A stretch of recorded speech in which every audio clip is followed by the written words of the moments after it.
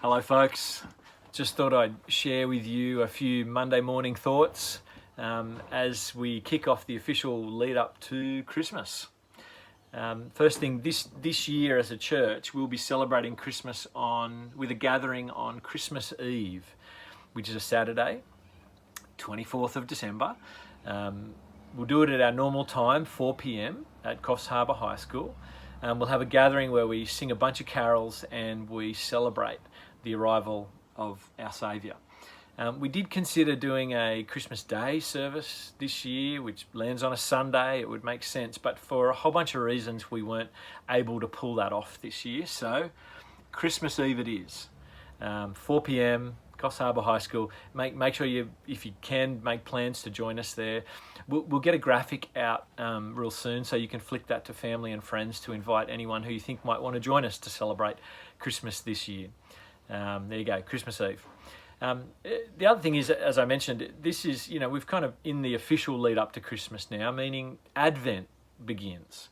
27th of November, which is yesterday on Sunday, the season where we anticipate celebrating the arrival of Jesus, called Advent. Christians have done Advent for centuries, where they've put certain things in place to anticipate Christmas. And I want to encourage you to think about what you might be able to do and what healthy rhythms or habits you can put in place for the next 4 weeks in the lead up to Christmas. You'll know Advent's begun because our society is now doing this thing called the Black Friday sales, and that's usually going to fall, Lisa mentioned it in church last night, that usually falls each year around the same time that Advent begins, so that could be a little cue for you to know when Advent starts. But the idea is it's just a little season to help you anticipate and get your mind and heart focused on the meaning of Christmas. In the same way Christians do Lent leading up to Easter each year, and we've done Draw Near each year, Christians also do Advent leading up to Christmas. And so, if you've got kids, maybe you can do an Advent calendar where there's a treat each day and a reading each day. You might want to put in place certain readings that you do each day, or songs you listen to each day. You might want to fast certain meals in the lead up to Christmas.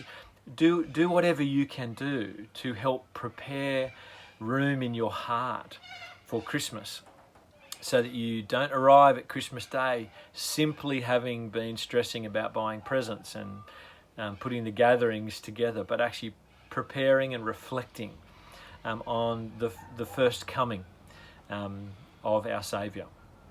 Now, interestingly enough, Advent, the word just simply means coming or arrival. And actually Christians have used Advent not simply to anticipate or the celebration of the first coming of Jesus, but actually even more specifically to anticipate the second coming, the second advent of Jesus. And so I'm not sure if you're aware of that, but maybe you can use this season to actually be thinking about Jesus' return, to judge the world and take us to be with him.